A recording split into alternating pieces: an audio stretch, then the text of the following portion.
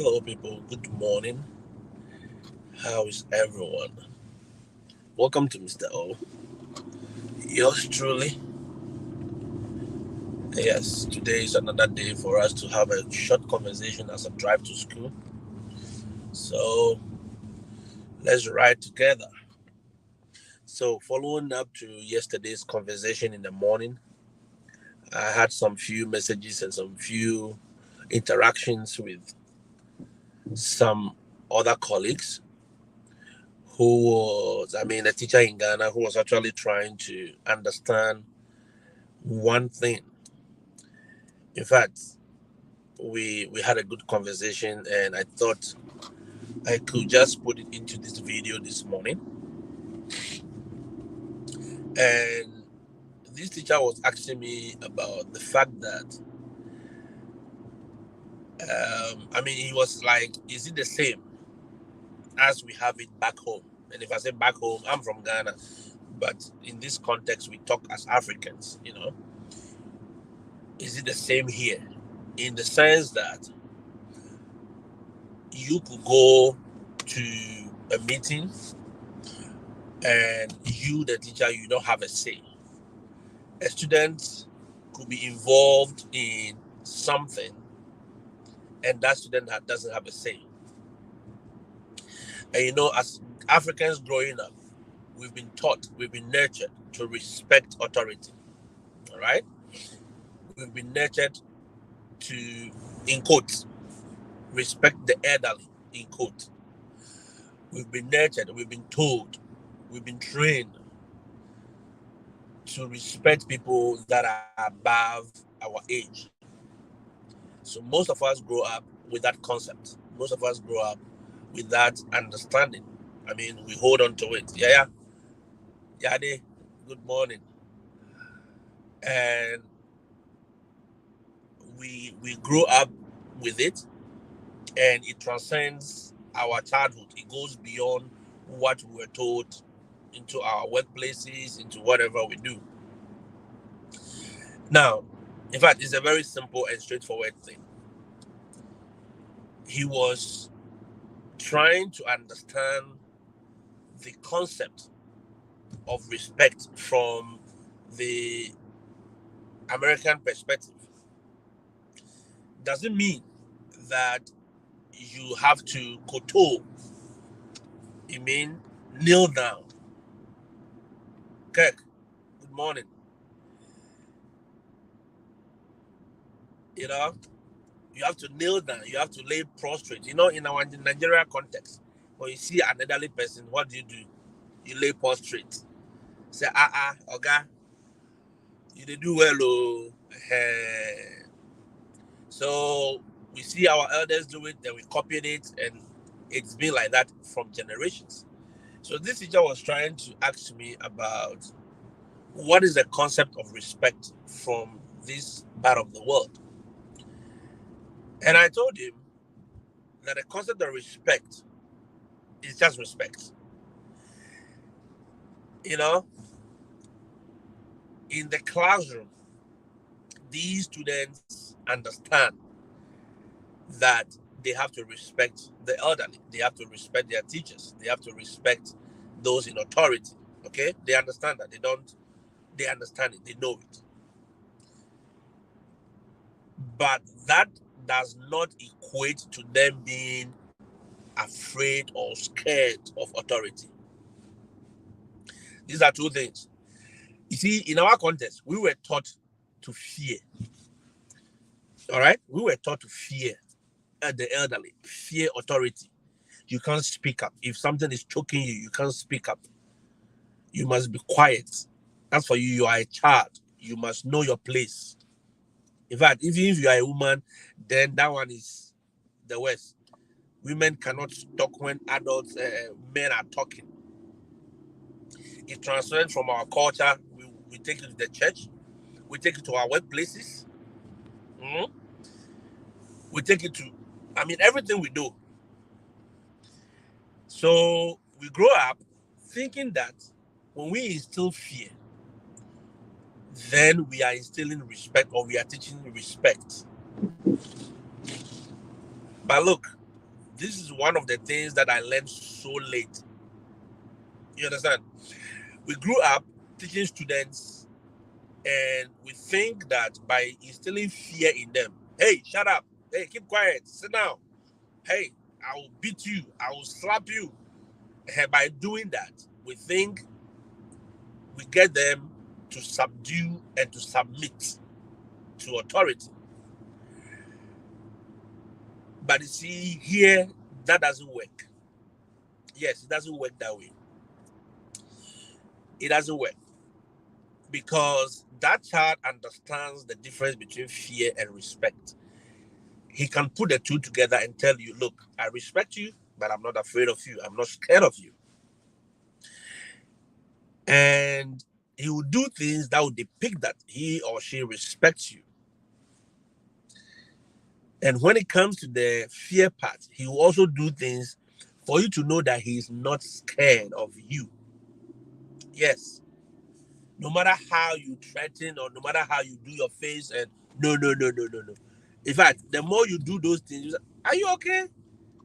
Look, one question that you as a teacher, you will be asked when you come to the US to teach is this: are you okay? That are you okay is a big question. King Felix, it's a big question. It doesn't mean whether you are sick or you are just, it's about the general you yourself from head to toe, your mental state and everything. Because they see you behave the way you behave, they're like, is this teacher correct? Is he okay up there? Is he okay in everything? Because for us, yelling and shouting is our way of instilling respect. But I just yes, you made it. Good morning. Good morning, sis.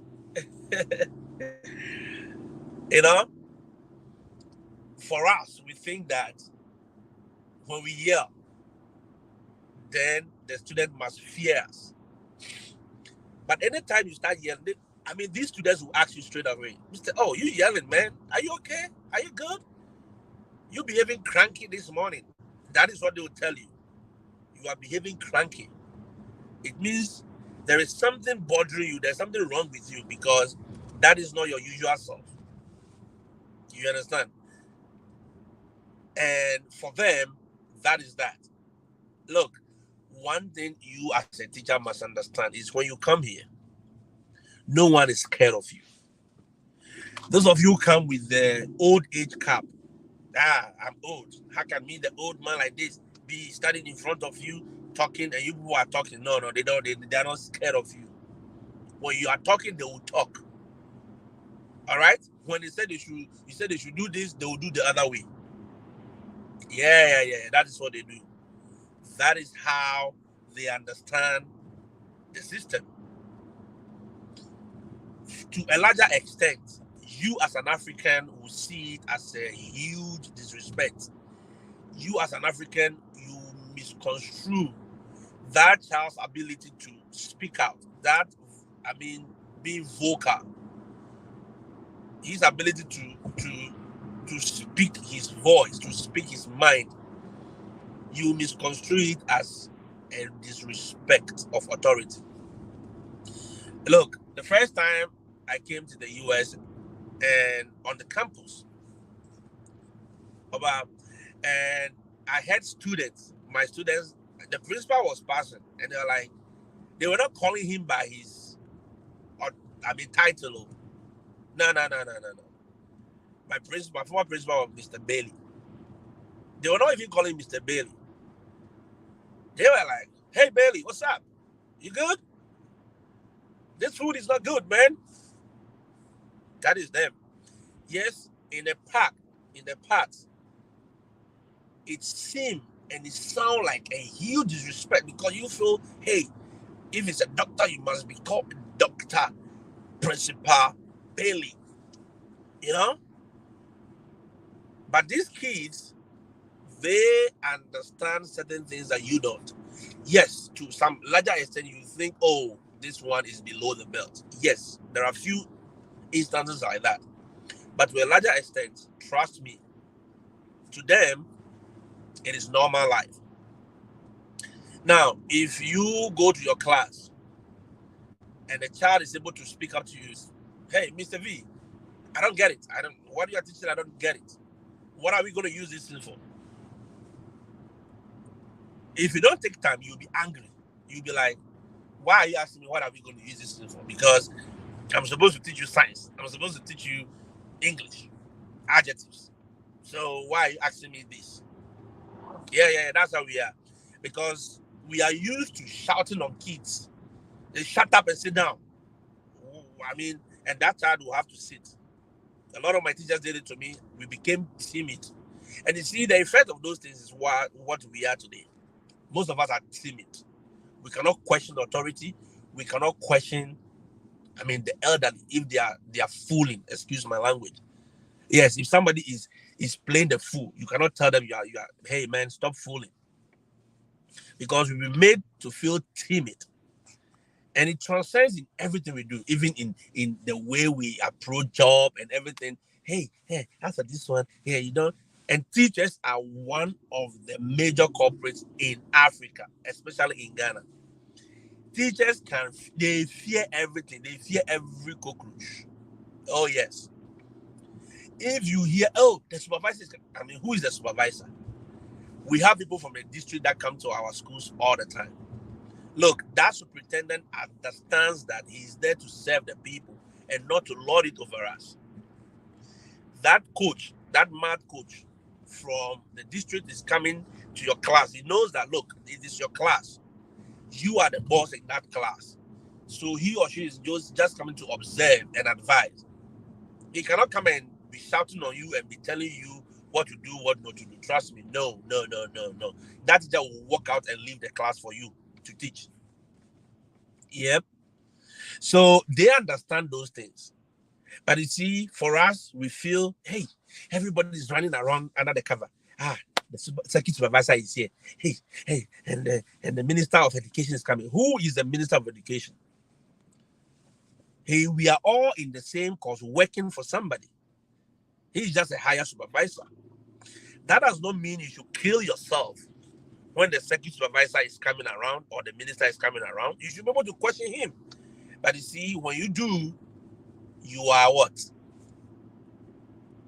You are either terminated or they will transfer you to a supposedly a hard place, a village. They make it look like transferring you to a different sector or a different part of the country is a punishment.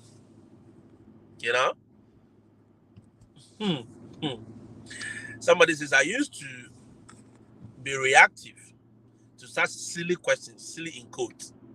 But these days, either I give a convenient answer for them or I pretend not to hear them. I no longer get mad at those things. Oh, yes. Yes, you cannot get mad. Trust me, Stone. You cannot get mad. Because you have come to understand and appreciate that these people here, these students we are teaching, they are not scared of you. Yes, they respect you. They know that you are their teacher. You are an elderly person. You could be their dad or mom, but they are not scared of you. They tell me in the face, Mr. O, I'm not scared of you. I say, yeah, me too. I'm not scared of you. Sometimes they say, Mr. O, I'm going to punch you in the face. But I say, you punch me, I walk to the bank. And it took them a long time to understand why I respond that always. I said, look, if you punch me in the face, I am walking to the bank a rich man. Do you know how to fight? I said, no, I don't know how to fight, but I know how to win fights. They're like, what do you mean? I said, yes. I'm not going to fight you.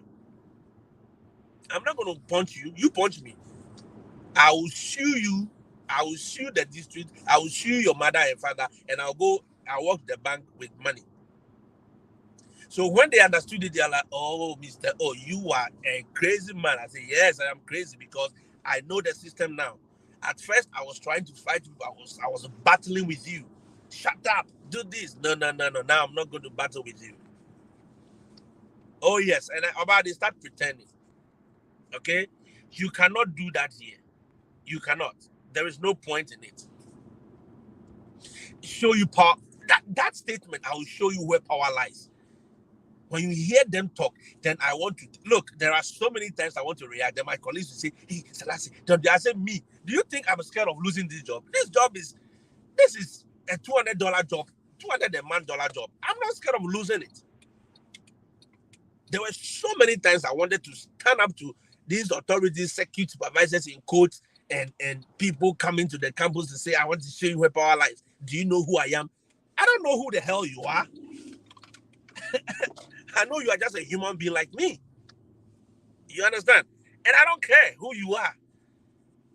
If you are my supervisor, come and tell me, "Oh, you're not doing this right. You're not doing this right." Yes, then we talk. But don't come there and threaten me. No. That is one thing students of this part of the world, or people in this part of the world, don't take lightly. Threats. No. If you threaten them, it means you have cut their liver. That one is a big case. But in our part of the world, that is what we thrive on. Oh, yeah. They threaten you, the teacher. They'll sack you. They'll demote you. They'll do this. The teachers are shivering. They are coiled. And you don't get it. I'm like, why can't you guys empower yourselves to the level where you don't have to kowtow or kowtow to anybody? I want to speak British English. Where you don't have to be bootlicking. Where you don't have to bootlick in order to maintain your... You don't have to bootlick in order to maintain your job. No. Why? When you talk, you lose your job. When you talk, you are disrespectful. When you talk, oh, who are you? Why do you have to do that? Yes, I don't get it. You are digging your own grave when you threaten. I mean, it's just unheard of. Since I didn't drink English, any English to you. You understand? That is what these people understand. So if you are coming here as a teacher, look, guys, you need to get it straight into your head. Know the difference between instilling fear and instilling respect or commanding respect. Look, they will tell you respect is reciprocal. If you respect me, I'll respect you. You cannot come to the classroom thinking that these children they are children. They must submit to you. No, they are not ready to submit to you. Do you know that one time, some student, first time when I came here and I was struggling with this thing, one of them looked at me, "Mr. O, go sit down and do your work, man. You're supposed to teach. Go and teach. Forget about me." And if you continue to insist, they will tell you something that you don't want to hear. And when you call them out, they will go and lie one big time. Trust me, they will lie that he was right in my face, man. I don't want him in my face. He was in my space. Get out of my space, man. And we take it that, hey, they disrespect. Yes, to our culture, it is disrespectful, all right, to talk like that and to behave like that. But to them, you are in their space. You can't come near a certain proximity. Even if you are standing by him, by the chair. Man, back up, man. Come on, man. They feel threatened. There's a whole concept. So, guys, it is not... fear is not disrespect. Those of you who are still doing that, if you're a teacher in Africa now, and that is what you are using to tame your class, to control you see, that is why a lot of our people come and they have problem with classroom control, classroom management. That is the biggest problem. You know why? Because in Africa, we use these kind of tactics to subdue our students and to shut them down. So some students never talk again in our class until they finish school. Yes, I had students who couldn't even ask a question. We had a math teacher who we couldn't even ask a question. When he was the class, you are shivering. Because the next question you ask, he's going to tell you something that you don't want to hear. Oh, yes, they feel like presidents coming to supervise teachers. I'm telling you. They start to shake. No. What kind of behavior is that? It is safer to keep your job by dint of hard working and integrity rather than seeking title. Oh, yes, it is. If you're hardworking, your job is secured. Nobody can walk to you and threaten you. No, the principal cannot threaten you. I'm gonna sack you. No, if you misbehave and the rules must be applied, they will apply the rules. But no one can threaten you. Before you threaten them, they walk out of the class. That is why we have these shortages of teachers. Yes. A lot of them feel, hey, you cannot come to my space and just tell me what you want me to hear. So they will walk out. In order not to disrespect you and in order not for you to disrespect them, so they'll walk out quietly, leaving the students in the class for you to come and teach them. And since you are the supervisor and since you think you are the boss, you are the oga kwata, okay, go and teach them now. Go and teach them. Start practicing it in your class. Stop shouting on your students. Allow some level of academic discourse. Allow a level of academic conversation. Stop yelling at your students. Stop shouting at them. Stop telling them, hey, shut up, sit down. No. Don't use fear to control your class. If you are using fear to manage your class, you have a problem. Big time problem when you come here. All right? Don't use fear to control class. Classroom management is not about being fearful or looking fearful or trying to make them subdue to you. No. It's beyond that. It's beyond that. So get it straight, get the differences, and know that no one is scared of you.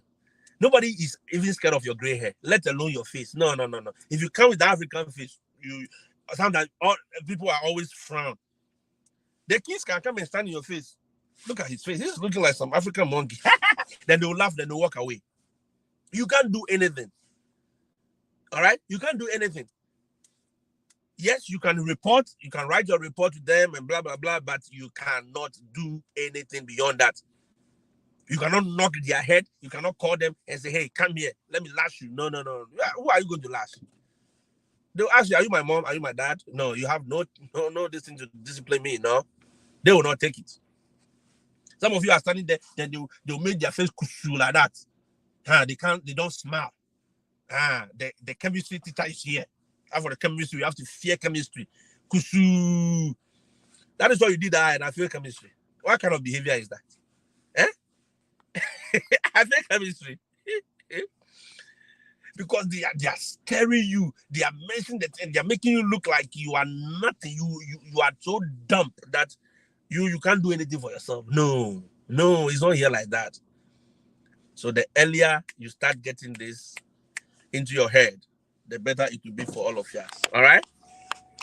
I'm going to leave you. We have a meeting, and I have to be at that meeting. So we'll continue this conversation. Trust me, guys. We'll continue this conversation today. When I sit in my class, we'll have this conversation. We'll conclude it well. All right? Don't bring your African understanding here. It is not what we want. I mean, nobody is afraid of you. And please don't think that these kids are timid. They are not timid. They will stand up to you and they will tell you in their face that, hey, Mr. O, I cannot take it. I'm walking out of your class because I don't want to disrespect you. All right? Yeah. Trust me. Sophie. And you see, I told them, I told this teacher, if you start practicing these things back home, it makes it easy and it becomes part of you when you arrive here. You understand? No. Here, fear and panic doesn't work. No.